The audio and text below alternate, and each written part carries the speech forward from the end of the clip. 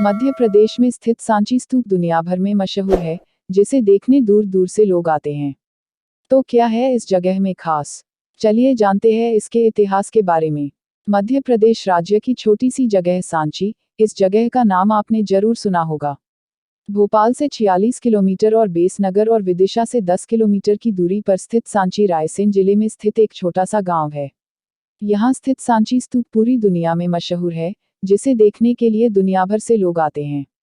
किसी भी देश की ऐतिहासिक इमारतें वहाँ के इतिहास को बयां करती है। ऐतिहासिक इमारतें ऐसी होती हैं जो दुनिया भर के लोगों को उस देश की ओर खींच लाती है, और सांची स्तूप भी उन्हीं इमारतों में से एक है।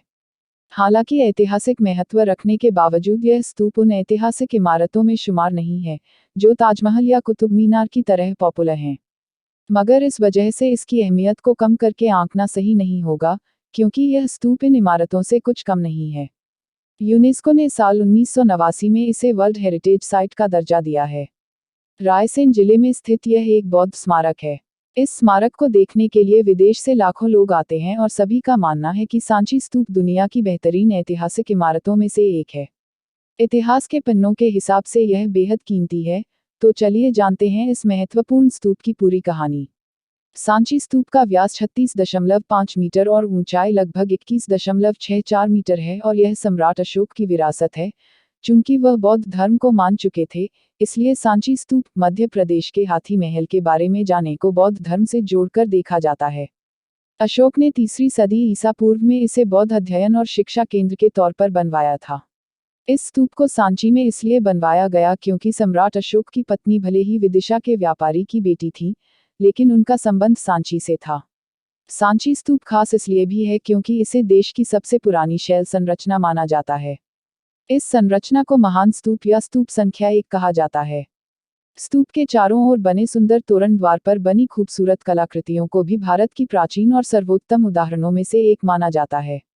सारनाथ में मिले अशोक स्तंभ, जिस पर 4 सिंह बने हुए हैं, वैसा ही अशोक स्तंभ सांची एमपी के 5 ऑफबीट डेस्टिनेशंस से भी मिला है।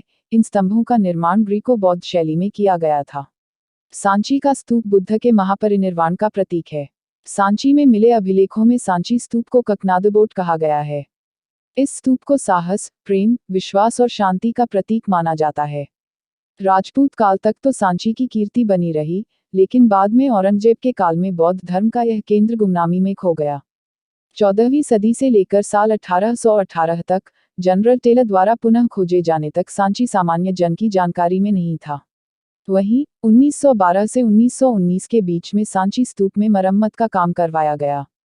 सर जॉन मार्शल ने यह काम करवाया और इसी दौरान इस संग्रहालय का निर्माण करवाया, जिसे बाद में साल 1986 में सांची की पहाड़ी के आधार पर नए संग्रहालय भवन में स्थानांतरित किया गया। चारों ओर से घनी झाड़ियों के बीच सांची के सारे निर्माण का पता लगाना और उनका जीर्णोद्धार करा के मूल आकार देना बेहद कठिन था, पर मार्शल ने इसे बखूबी किया। अगली बार जब आपको मध्य प्रदेश जाने का मौका मिले तो सांची जरूर घूमने जाएं और इस धरोहर को नज़दीक से देख कर आएं। अगर आपको ये जानकारी अच्छी लगी तो जुड़ी रहिए हमारे साथ।